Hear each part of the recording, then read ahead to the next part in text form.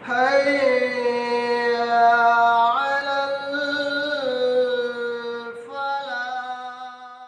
بسم الله الرحمن الرحيم، والصلاة والسلام على رسوله الكريم، وبعد.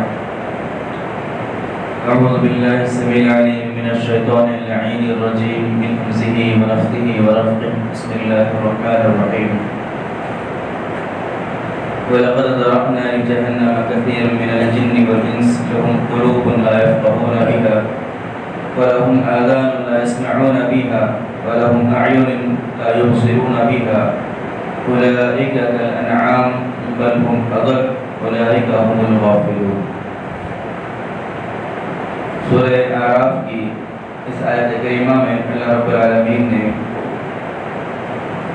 انسان اور جنات کی اکثریت کا انجام اللہ نے بتایا.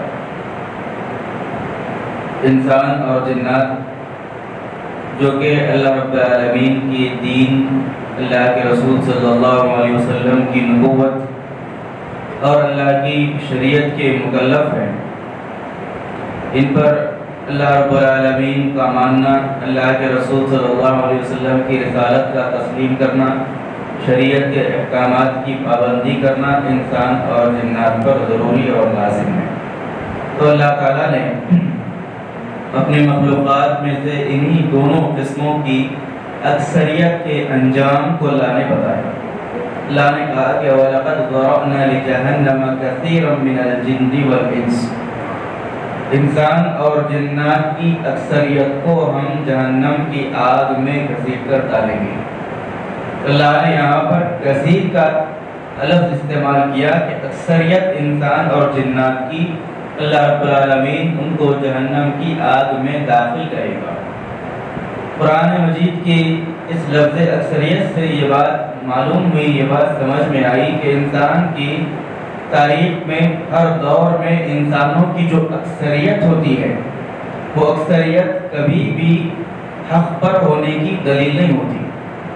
یہ بات نہیں کہی جا سکتی کہ فلاں کام کرنے والے لوگ تو اتنے زیادہ ہیں لہذا وہ غلط کیسے ہو سکتے ہیں، فلاں عمل کرنے والے لوگ تو اتنے زیادہ ہیں وہ غلط کیسے ہو سکتے ہیں، فلاں عقیدہ رکھنے والے لوگوں کی تعداد اتنی زیادہ ہے دنیا کے اندر وہ لوگ کیسے گمراہ ہو سکتے ہیں. اس قسم کی دلیلیں اسلام کے تعلق سے، شریعت کے تعلق سے اور اللہ کے حق کے تعلق سے اس قسم کی کوئی دلیل نہیں چل سکتی، کیونکہ اللہ رب العالمین نے کھلے الفاظ میں یہ بیان کیا کہ ہم انسان اور جنات کی اکثریت کو جہنم کی اندر داخل کریں گے. اور سے یہ بھی معلوم ہوا کہ حق پرست ہمیشہ ان کی تعداد دنیا میں کم ہی ہوتی ہے. اللہ کے رسول صلی اللہ علیہ وسلم کی روایت بھی ہے کہ جو حق کو جاننے والے، حق کو پہچاننے والے سچے پکے مومن اور متقیوں ان کی تعداد ہمیشہ کم ہوتی ہے، قلیل تعداد میں وہ ہوتے ہیں. تو لوگوں کی اکثریت کو دیکھ کر یہ گمان نہ کریں کہ وہ لوگ کسی حق پر ہے یا پھر وہ کسی بھلے دین پر، بھلے راستے پر ہے. تو اللہ نے بیان فرمایا کہ اکثر انسان اور جنات کو اللہ جہنم کے اندر ڈالے گا. پھر انسان اور جنات کی صفتیں اللہ نے بتائی کہ یہ کیسے لوگ ہوں گے کہ جن کو جہنم کے اندر ڈالا جائے گا. اللہ نے کہا کہ لہم قلوب لا يفقهون بها ولہم آذان لا يسمعون بها ولہم اعین لا يبصرون بها. تین چیزیں ان لوگوں کے پاس بھی ہوں گی کہ جو اہل حق کے پاس ہیں، یعنی ان کے پاس اللہ رب العالمین کا دیا ہوا صحیح سالم دل بھی ہوگا جس کے ذریعے وہ سوچنے، سمجھنے، حق کو جاننے، پرکھنے کی صلاحیت رکھتے ہوں گے، لیکن اس کے باوجود، دل رہنے کے باوجود وہ حق بات کو سوچنے، اس پر تدبر اور تفکر کرنے کی صلاحیت کھو بیٹھیں گے. پھر اللہ نے کہا کہ وَلَهُمْ آذَانٌ لَا يَسْمَعُونَ بِهَا، اللہ نے ان کو کان بھی عطا کیے تاکہ وہ کانوں کے ذریعے حق بات کو سنیں اور حق راستے کو اپنائیں، لیکن کان رہنے کے باوجود وہ بہرے ہیں. پھر اللہ نے کہا کہ وَلَهُمْ أَعْيُنٌ لَا يُبْصِرُونَ بِهَا، اللہ نے ان کو آنکھیں عطا کی، وہ دیکھنے والے تھے ظاہر میں لیکن حق بات کو، حق راستے کو اور حق کی طریق کو وہ دیکھنے سے قاصر تھے، اندھے تھے. تو اللہ نے تین چیزیں بیان کی کہ اللہ نے صحیح سالم دل سے ان کو نوازا، لیکن اس کے باوجود حق بات کو تسلیم کرنا ان کے لیے ناممکن تھا۔ اللہ نے صحیح سالم کان عطا کیے تاکہ اس کے ذریعے حق کو سنیں، لیکن انہوں نے کانوں کے ذریعے حق کو نہیں سنا۔ اللہ نے ان کو آنکھ عطا کی، لیکن انہوں نے آنکھوں کے ذریعے اللہ کی نشانیوں کو، اللہ کی قدرت کو کائنات میں دیکھا نہیں، اللہ کو پہچانا نہیں اور حق راستے کو چلا نہیں۔ تو اللہ نے ان تین چیزوں کا تذکرہ کر کے انسان کو یہ واضح کیا، یہ بتایا کہ اللہ کی دلیلیں، اللہ رب العالمین کی وحدانیت کی دلیلیں کائنات میں جگہ جگہ موجود ہیں، بشرطے کہ ایسا دل سینے کے اندر موجود ہو جو اللہ کی نشانیوں پر غور و فکر کرے، اور ایسے کان انسان کے پاس موجود ہو جو حق راستے کو، حق بات کو سننے کی صلاحیت رکھے، اور ایسی آنکھیں انسان کے پاس موجود ہوں کہ جس کے ذریعے حق راستے کو وہ دیکھ سکے۔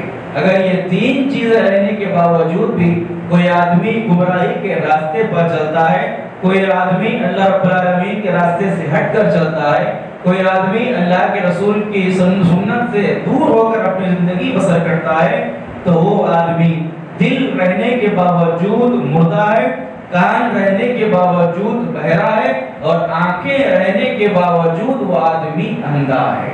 پھر اللہ رب العالمین نے آگے اس کی وجہ بیان کی، اور ایسے لوگوں کی صفت اللہ نے بیان کی کہ جن کو اللہ نے دل دیا لیکن حق بات کو سوچنے سمجھنے کی وہ صلاحیت نہیں رکھتے، کان سے حق کو سنتے نہیں، آنکھ سے حق کو دیکھتے نہیں، ایسے لوگوں کے بارے میں اللہ نے کہا کہ بل ہم الانعام اولئک کالانعام بل ہم اضل۔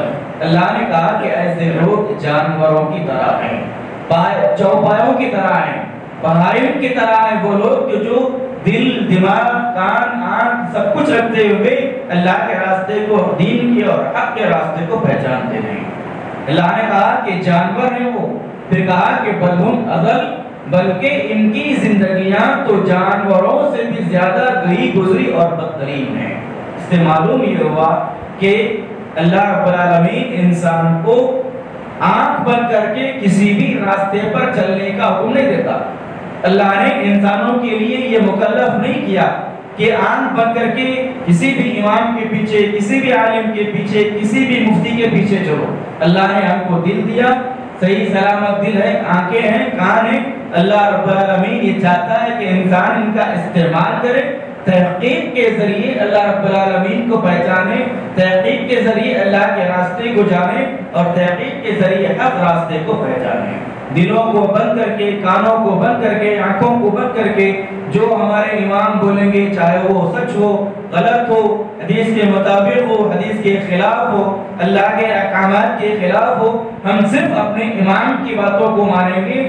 اللہ نے ایسے لوگوں کے بارے میں کہا کہ یہ انسان نہیں بلکہ یہ جانور ہے۔ جانوروں کی یہ صفت ہے، جانوروں کی صفت ہے کہ وہ سوچتا سمجھتا نہیں۔ ایک بھیڑ اگر کسی راستے پہ نکلا، پورا مندا اسی ایک بھیڑ کے راستے پر چلتا ہے۔ تو اللہ نے کہا کہ یہ بھیڑ چال انسانوں کی خاصیت، انسانوں کی صفت نہیں، یہ جانوروں کا شیوا ہے۔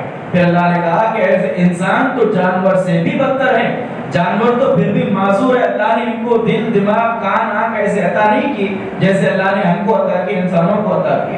اسی لیے اللہ نے کہا کہ یہ ایسے انسان جو اپنے دل کا، دماغ کا، کانوں کا استعمال نہیں کرتے حق راستے کو جاننے پہچاننے کے لیے، ان کی زندگیاں جانوروں سے بھی زیادہ بدترین ہے۔ پھر آگے آخری آیت کے ٹکڑے میں اللہ رب العالمین نے اس کی وجہ بیان کی، اور اللہ نے کہا کہ وَأُولَئِكَ هُمُ الْغَافِلُونَ، یہ وہ لوگ ہیں جو اپنی دنیا کے اندر، اپنی زندگی کے اندر غفلت میں پڑے ہوئے ہیں، کہ جن کے دلوں پر غفلت کے پردے چڑھے ہوئے ہیں۔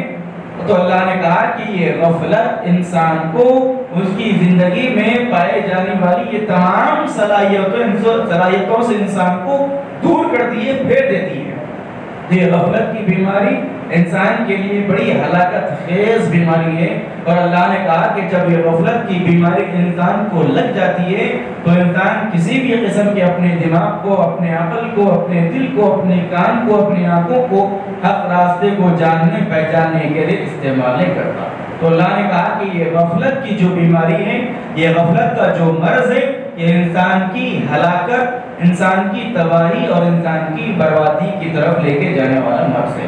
اللہ رب العالمین نے اللہ کے نیک بندوں کی اوصاف بتاتے ہوئے کہا کہ اللہ کے جو نیک بندے ہوتے ہیں، مومن بندے ہوتے ہیں، وہ اپنی زندگی میں کبھی بھی غفلت میں پڑے ہوئے نہیں ہوتے۔ غفلت میں پڑنا یہ ایمان والوں کا شیوا، ایمان والوں کی پہچان نہیں ہے۔ ایمان والا آدمی ہمیشہ بیدار رہتا ہے، ہمیشہ جاگتا رہتا ہے، اس کے اعمال، اس کے عقائد، اس کے معاملات اور اللہ رب العالمین کے ساتھ اس کا تعلق ہمیشہ بیداری کے عالم میں دیکھتے ہوئے ہوتا ہے۔ ایسا نہیں کہ ایمان والا ایسا نہیں ہوتا کہ نماز میں ٹھہرا ہوا ہے، اس کے خیرات کہیں اور ہیں، صدقہ کر رہا ہے، اس کی نیت کچھ اور ہے، زکوٰۃ، حج اور عمرہ بجا لا رہا ہے، اس کے خیالات، اس کی نیتیں کہیں اور ہیں، کوئی اور نیکی کا کام کر رہا ہے، اس کی نیت، اس کے خیالات کہیں اور ہیں۔ اس طریقے کی بہائی معنی اور جانوروں کی سی زندگی ایک مومن کی زندگی نہیں ہوتی۔ مومن اپنی زندگی کا ہر دن جاگتے ہوئے، بیدار حالت میں آنکھوں کو کھولتے ہوئے زندگی بسر کرتا ہے۔ وہ یہ دیکھتا ہے کہ دنیا کے اندر کیا ہو رہا ہے، وہ یہ جانچتا ہے کہ اس کے عقائد کے اندر کیا خرابی پیدا ہو رہی ہے، وہ یہ دیکھنا چاہتا ہے کہ اس کے اعمال کے اندر کیا کیا خرابیاں پیدا ہو رہی ہیں۔ تو اللہ نے کہا کہ یہ غفلت کی بیماری، غفلت کا مرض انسان کو دنیا کے اندر ہلاک اور برباد کر کے رکھنے والا ہے، اور آخرت میں ایسے لوگوں کا انجام اللہ کے پاس جہنم کی آگ ہے۔ اللہ رب العالمین سے دعا ہے کہ رب العالمین ان تمام کو قرآن مجید کی نعتوں پر غور و فکر اور عمل کی توفیق عطا فرمائے، آمین۔ سبحانک اللہم و بحمدک، اشہد ان لا الہ الا انت، استغفرک و اتوب الیک۔